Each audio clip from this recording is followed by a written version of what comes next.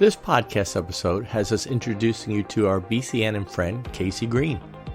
As Janie Shoemaker and Michael Dexter talk with Casey Green, you will learn about her nursing journey, including her full-time job at Hopkins. And you would want to miss her story about the broken shoe that may make you pause the next time you put on your own shoes.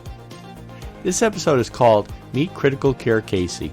Hello and welcome to the BCEN and Friends podcast, where we hold interesting conversations about learning with a range of thought leaders, BCEN certification holders, and industry professionals. But most importantly, to create value and insight for you, our professional nurses across the emergency spectrum. We hope you find our discussions interesting, informative, sometimes funny, sometimes serious, but always valuable. I'm Michael Dexter, Director of Professional Development at BCEN, and I'm joined today with my co-host, Janie Shoemaker, CEO at BCEN. Hello, Janie. Hi, Michael. Thanks for having me. Yeah, it's great to be with you. I'm excited about today's podcast. In this episode of BCEN and Friends, we have Casey Green. Janie, could you please tell us about our BCEN and friend, Casey? Oh my gosh, I would be so excited to tell you about Casey. Casey Green has been a nurse for 6 years. She started in med-surg telemetry and then moved to the emergency department. She also has 6 years as a volunteer firefighter and EMT, and she's working on finishing her paramedic license. Casey has 4 associate degrees in nursing, Spanish, general studies, and 1 bachelor's degree in nursing. And she's looking forward to CRNA school in the future, hopefully. She wears many hats in the area of nursing jobs. She has all these jobs currently. Let me tell you about them. She is a critical care ground transport nurse. She is an emergency department nurse. She works pediatric cardiac ICU. That is her full-time job at Johns Hopkins. She is also a nursing clinical instructor at Howard Community College. And that is the same college, by the way, where she obtained all of those associate's degrees. And she's been awarded as an inspiring adjunct faculty. In August of 2021, she launched Critical Care Casey, a platform for critical care education, helping nursing students get through nursing school, mentoring students and nurses, and helping nurses reach their certification goals. We'll talk more about Critical Care Casey and where you can find that website or where those platforms are later in the podcast. But right now, Casey Green, welcome to the BCEN and Friends podcast. We are so excited to have you here today and look forward to spending some time with you. Okay, so Casey, please tell us a little bit about yourself and your nursing journey. Hey, I'm Casey. I am 28, and I always say that because I always get asked that. I'm 28. I currently work in the pediatric cardiac ICU at Johns Hopkins in Baltimore, and I also, like Janie said, do a lot of other nursing jobs.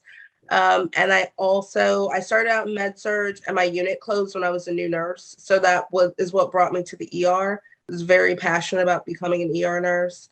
And then I worked in ICU for a little bit here and there and made the complete move full-time to the ICU in April of this year, which I still love the ER, but made the move to hopefully apply and hopefully get into CRNA school next year.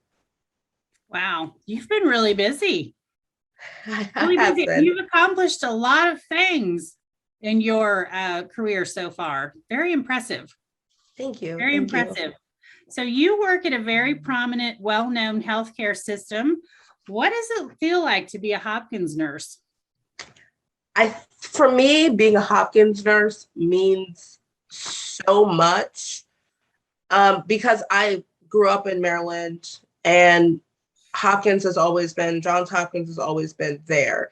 And for me, it's just a hospital that's in our backyard. But then when I actually started working there, it was really very life-changing to work there, not just as a nurse, but just the mentality of Hopkins. And I always say that I worked at University of Maryland before, and it's like you see people from the state there. It's a very big state hospital.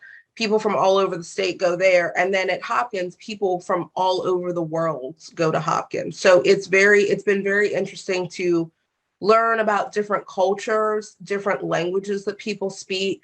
And there's a translator for every single language. And that was like new as well.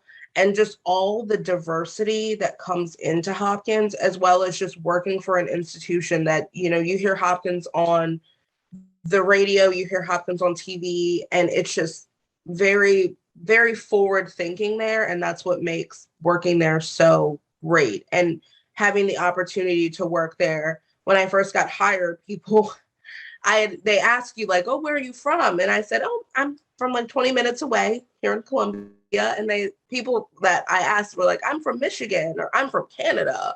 And so people come from all over the country to work at Johns Hopkins. And I didn't really realize it until I worked there, how different it is to work there. It's it makes your heart happy at the end of the day, because you know that you're giving like world-class care to people. Wow, that's amazing. You know, I think we all would like to walk out at the end of our shift and feel like you just described, like you were able to give that world-class care. That's incredible. And I'm sure that you learn an amazing amount of things every single day working in an environment like you just described. So much. I've learned so many things in emergency nursing, in just nursing in general, and just like medicine, because Hopkins is so involved in research. So it's like the cutting edge of everything is there. And I will say, I don't tell many people this, but I still get goosebumps every time I walk into the hospital. And I've worked at Hopkins since I've been there for almost 2 years. And every shift, when I look at the main entrance as I walk in, I still get goosebumps. And I still think like, wow, I work here. And you just tell people when you work there, you're just say like, I work at Johns Hopkins, and they automatically are like, oh my gosh, it's a good hospital. So it means a lot to me to work there. Yeah, that's cool. I can tell that it does mean a lot to you. That's neat that you get goosebumps when you walk through the door. That's really cool. That's really cool. That means that you have found your place and you love what you're doing.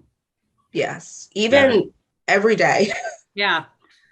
And it really speaks to the culture of the organization as well, that not only are they so well known by the name and by what they do in the world-class care, but you know, the culture that would foster that feeling within their employees that's really cool.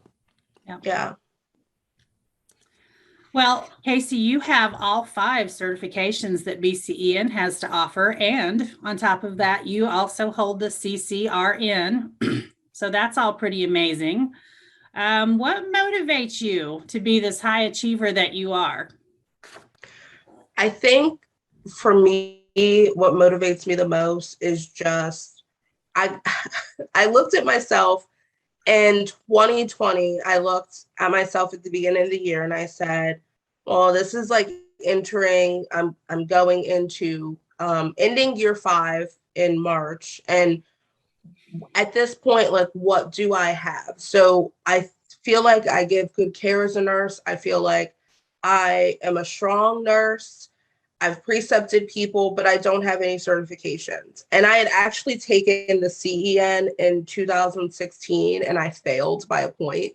And it just stung me. And like, I knew that I wasn't like a bad nurse or anything for not passing. And I was very transparent about the fact that I did not like pass it. But I was like, I really want to get that. And I knew I was going to be looking to apply to CRNA school. So I was like, okay, I have to get my CCRN. And I want to get my CTRN because I've been doing that for about 2 years at that point and that now. And I said, okay, well, I'm looking for that. And everything else, I have this really bad, it's a good thing, but it's a bad thing. If I believe enough that I can do something, I'm like, I can do it. So I just kept telling myself, like, you can do this. You can pass all these tests if you just think that you can. And so I sought out help from Pam Bartley and started to try to think about how I could go about taking these tests. And it was after I had a lot of experience that I felt like I was ready. So when I took it previously, I'd only been in the ER for a year. And it was very clear when I took it that I was not ready to take it yet. So I kind of, once I had the experience behind me, did that. And what just kept motivating me was how excited I was going to be. And I actually had the pins. So I knew at some point I was going to have all 5. I was like, it doesn't matter if it's today, tomorrow, whatever. So I actually bought the pens and I put them in my drawer in my office. And I literally every day would take them out and like look at them. And I would just look at them and say, like, I really want to achieve this. And how much studying do I need to do to achieve it? And really, like, that's what kept me motivated, was thinking about like how great it'll feel to be on the other side of certification. You know, Casey, that's so interesting that you say that, because I'm a firm believer in that what you think about is sort of what you attract to yourself. So, you know, if you're somebody that goes around and says, oh, I'd really like to be certified, but I'll never pass the test because I'm just a terrible test taker. And so I'm never going to pass. I'm never going to pass. And if that's what your thought process is, guess what happens when you go to take the exam? Whereas I love what you did with buying those pins. You've got them in your drawer. You take them out, you look at them, you say, this is what I'm going to achieve. This is what it's going to feel like. This is what it's going to look like for me. And I can do this. Such a different mindset. I just think that is so, that's such a positive way to look at it. And obviously you were successful. So congratulations, because there are only about 89 or 90 people in the whole world that have all 5 of those. Plus you've got your CCRN. So that's, that's icing on top, right? So congratulations. That is not an easy thing to do. That is a lot of study involved. We're very proud of you. Thank you so much.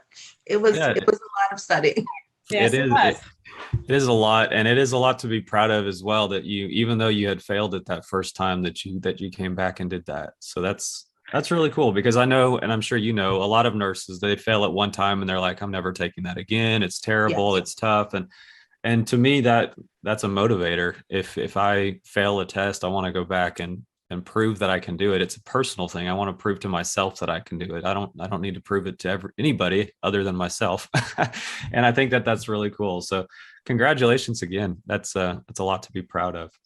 As far as I tell people, I just wanted to say, I tell people that I failed because you can go out and finish them. Like, don't just give up that you failed. And you're not a bad nurse if you like don't pass. Like, it's not, I mean, there's a lot of like deep thinking on those, and it goes deeper than just like knowing material. So if you don't pass, just don't like think that you are some terrible nurse.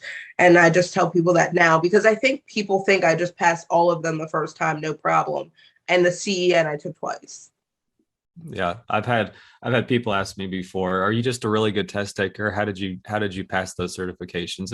And I tell them, like, I don't feel like I'm any different of a test taker than anybody else. I just put a lot of time and effort and study into it. And for those that say I'm not a good test taker, I don't think I can take the CEN, I tell them, well, you passed your NCLEX.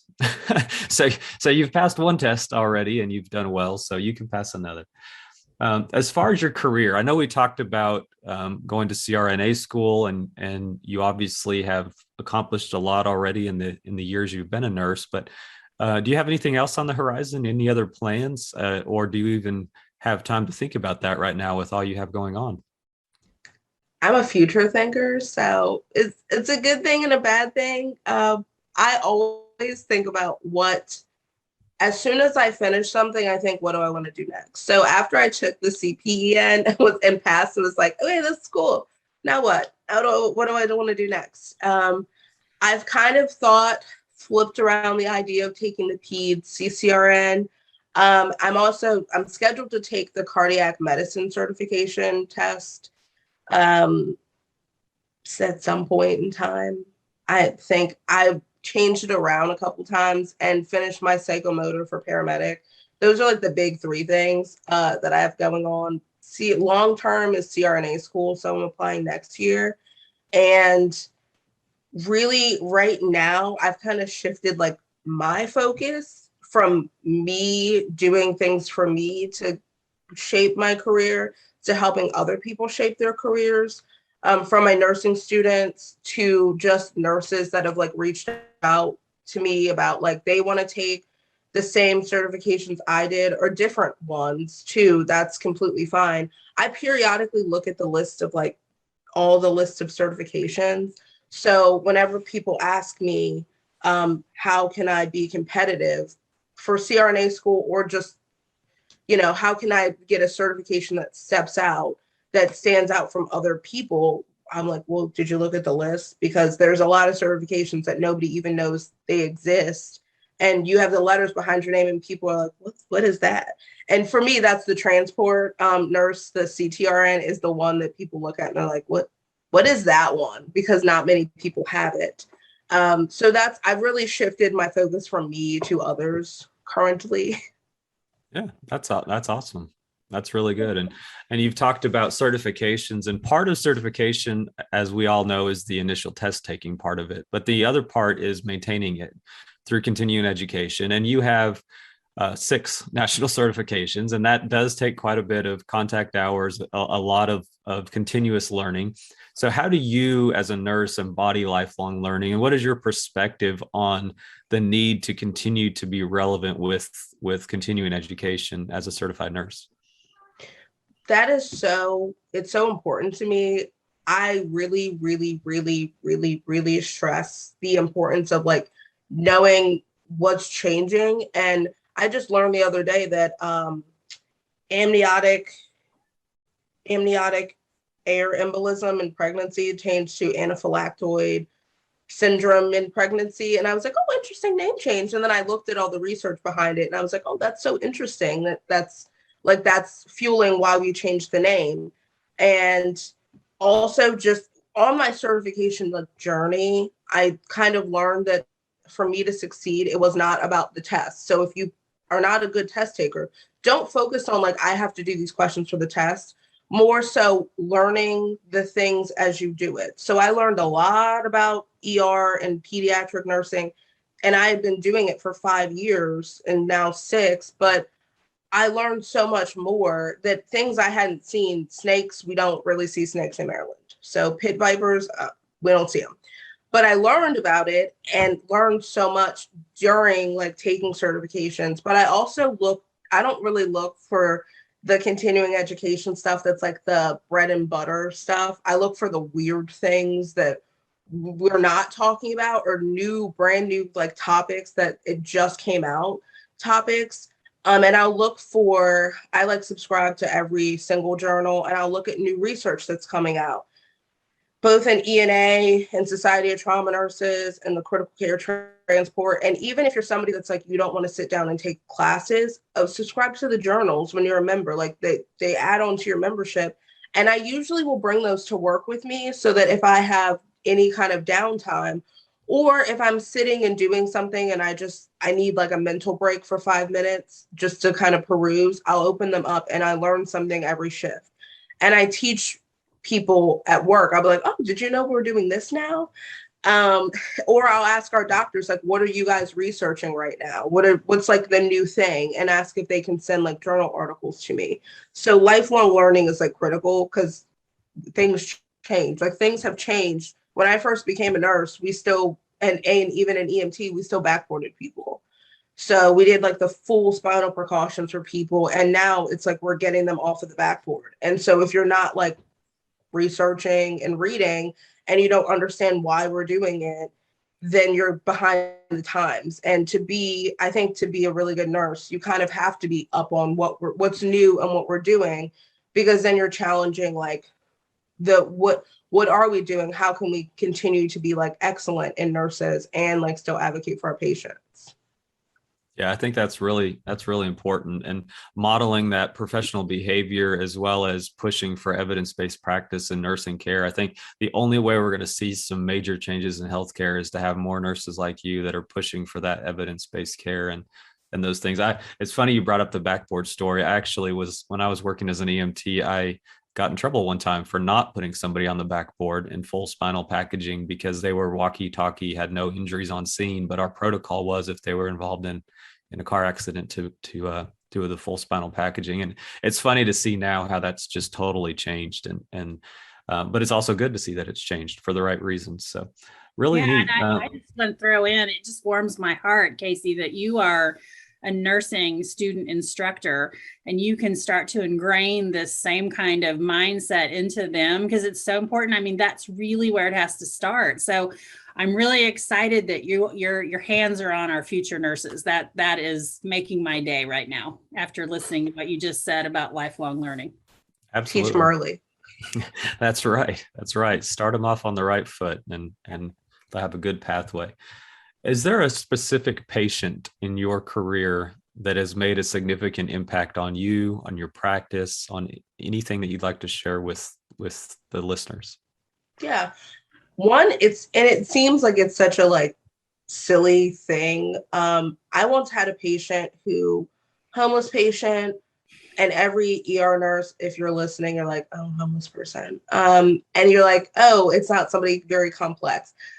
But a lot of times I've learned, especially if you can get burnout very easy in emergency nursing and even in the ICU very quickly. We're probably two of the most at risk for like burnout within the first like couple years of our career.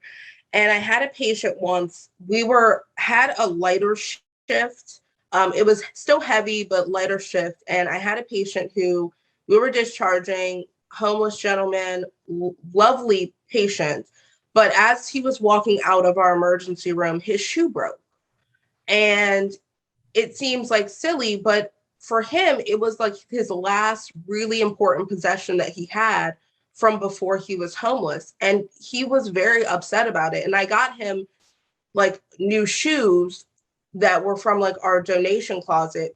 But in that moment, it didn't matter to him because it wasn't his shoe. So I actually sat down on the floor, sat down literally on the ground in our ER. Would not recommend, get a chair. But I sat down and I glued his shoe back together so that he could have his shoe and wear his shoe still. And tried to like glue it in a way that it wouldn't like fall apart. But for me, some of my coworkers, when I got up off of the ground, I turned around and there was like a whole bunch of coworkers behind me. And one of our doctors said, like, I've never seen anybody take the time, because I was busy, and I was in charge. So, but I couldn't imagine somebody going out without their like favorite possession, like being broken. So for me, it really changed how I thought about emergency nursing, because we're not just like save them and they go.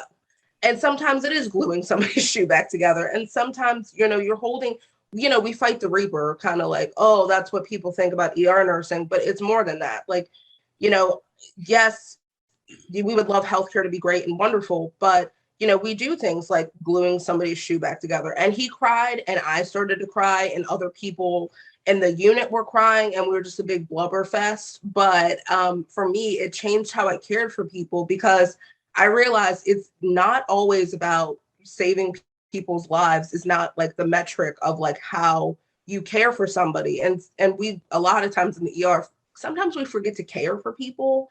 We're so wrapped up in the emergency part that we don't think about like caring for them as a whole person, which is what nursing and like what we do as like nurses. And it's very easy to lose that in the clinical like technicalities of ER. So that changed like my opinion on that. And it was something very simple, but it really made me think like, okay, if one of my coworkers were like, I would have just like let him leave. And she was like, after that, she said like, I really need to, she kind of was like, I really need to like think about how I've cared for people in the past and how we can be better, like caring for people as a whole person when they're in the emergency room and seeing them for just more than whatever their like triage note is when they come in. Yeah, exactly. That was wonderfully said. I really appreciate you sharing that with us. I think everybody needs to hear that story, because you're exactly right. There's so much more to caring for a person than the immediate needs that are often in the triage note or some of those medical needs. I know a lot of nurses, when they're newer, think nursing is about titrating drips or doing CPR or those things like that. And And I think you said it very well. Nursing is really about caring for the whole patient. And so that was a wonderful story. Thank you. Yep. And I think too, one thing we can all do is, you call people by their names and not the patient in room 3 or, the abdominal pain or whatever like that. When I got into nursing a long time ago, that was sort of a bad habit we had that it's still around in some cases. It needs to be broken, that habit. Yes. I always try to, when I go in people's room, to call people, to ask them before I even say like, hi, I'm Casey, I'm going to be your nurse. How would you like to be called? I really try to get into the habit of that and not just assume that they want to be Mr. or Mrs. their last name, or like some people hate their last name, or I've run into it in triage before where I've had a transgender patient that I didn't know that they were because I'm just calling their name. And now we have pictures and stuff. And, you very quickly apologize and ask them what name they want to be called. And I make a point of putting it in like my triage notes or notes about them that like, this is their preferred name. These are their preferred pronouns, or this is just how they want to be called. Right. Great. So Casey, how do we attract more nurses, especially nurses like you? You are such a high achiever and you've got so much going for you and you're helping other people. How do we attract more nurses into the profession? How do we get them into these emergency and critical care settings? Because that can be sometimes makes people anxious, but how do we get more nurses like yourself? How do we get you here? What can we all do? So I this is my I feel so good about this. So when I teach nursing school, I do when people start fundamentals and I teach them right before they leave. And when they go into that last class, it's very much critical care and ER. It's advanced med surg, but that's kind of where you land on like the spectrum. So they learn about chest tubes and intubation and all of those things, and triage and mass casualty, all of those types of things. And I kind of this is where I do my raise the roof, because I've taught 30 students in that class, and some of them are very afraid of critical care.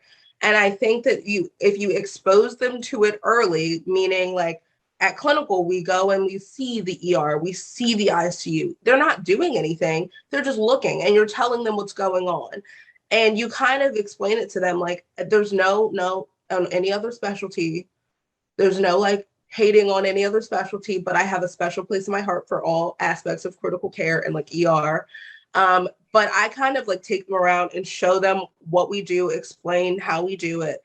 And the thing is, I think in critical care, we would be very not eat your young, but kind of if you can't hack it, you can't keep up with us, and being very nurturing.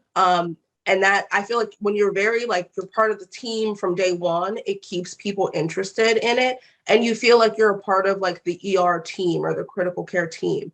So out of my 30 students, 22 of them either work in an ER or an ICU. And out of those, 10 of them in the beginning of the semester were afraid of the ER and the ICU, very much so.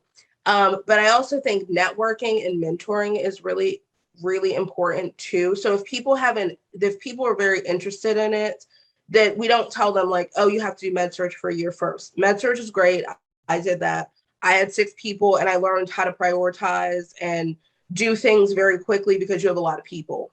But if somebody's life goal is to be an ER nurse, then why do we stifle that? You just kind of have to let them explore it, and also pairing them with somebody that enjoys the career just like they do. And we really fight to keep people involved in it. When I was a brand new preceptor, I had a nurse who was a new grad, and she had a very rough orientation until she switched to me. And we kind of had to go back in time and teach her all the things. But the big thing is, for the cohort of new nurses, 6 of them were about to quit. They just hated coming to work. And so we really, all of their preceptors, because we were all friends, we got together to support them and really hey, you did a really good job with this. and yeah, we'll work on this, but we have time. Like, let's do this. So I kind of think that sometimes too, in the emergency and hustle and bustle of critical care, we kind of don't teach like our new nurses, like, yes, you're going to make mistakes, you're new, but we're going to get you there and be really, really supportive of those people, because it's really hard. Like, we forget, I think sometimes when you're in it for like 5, 6 and plus years, you forget how hard it was when you started. And when I started ER, I had a really intense passion for it, and it was still super hard. And it took like 6 months for me to feel like I wasn't stupid every time I came to work. So just kind of teaching them and like exposing them to people, and hey, this is one of the nurses on the unit. She's new, but she's great. And just building them up before, and supporting them. I think support is the real reason that we lose people, because we don't support them. And kind of like, for us, 5 years in, death is just death. I mean, not just, but it doesn't hit you as hard as it did when you first started, and like really supporting people so they don't run the other direction. It's great. Very good points there. It is easy to unintentionally make people anxious and run people off and not celebrate their successes or recognize those successes. It's very easy to get busy and miss those things. So again, sounds like you're making a difference in a lot of areas, Casey. It's very refreshing. I'm doing my best. Well, you're doing a great job, and you have a lot to be proud of.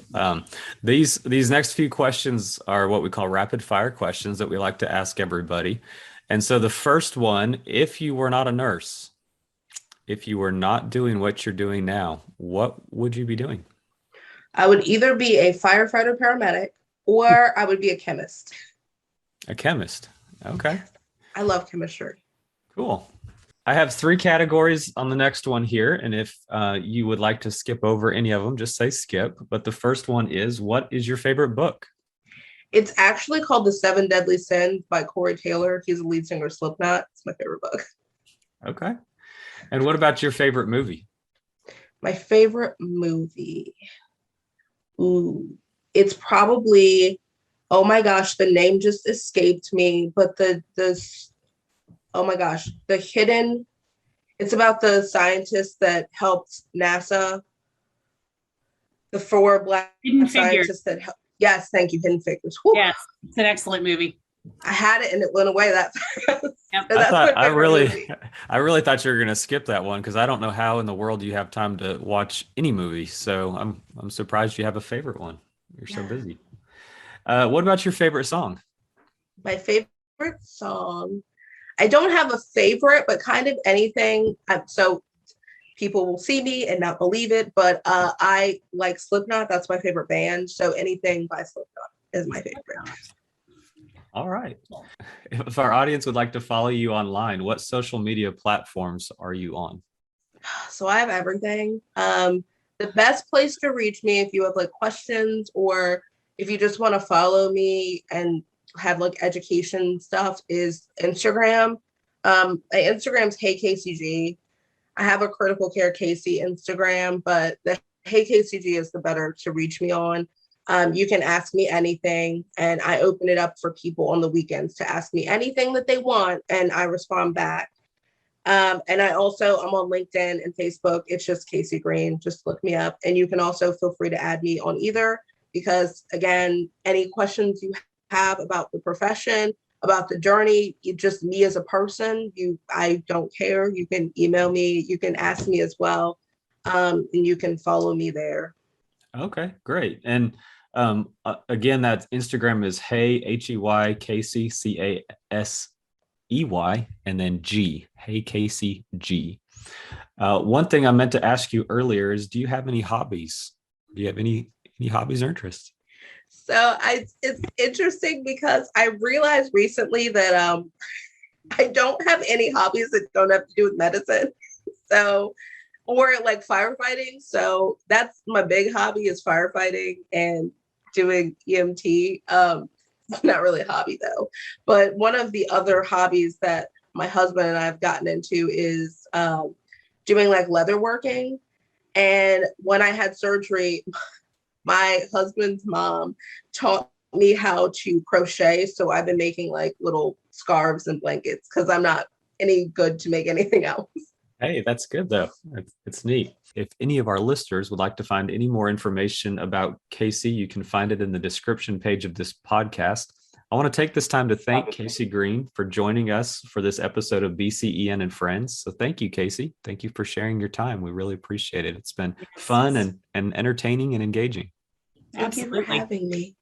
Yeah. And to all of our listeners, we hope you will stay tuned as we continue on with BCEN and Friends and bring you new and meaningful content and perspectives. If you have a suggestion for an episode, please email us at bcen@bcen.org. Again, I'm Michael Dexter along with Janie Shoemaker. And on behalf of the entire BCEN team, we thank and celebrate you for all that you're doing as professional nurses across the emergency spectrum.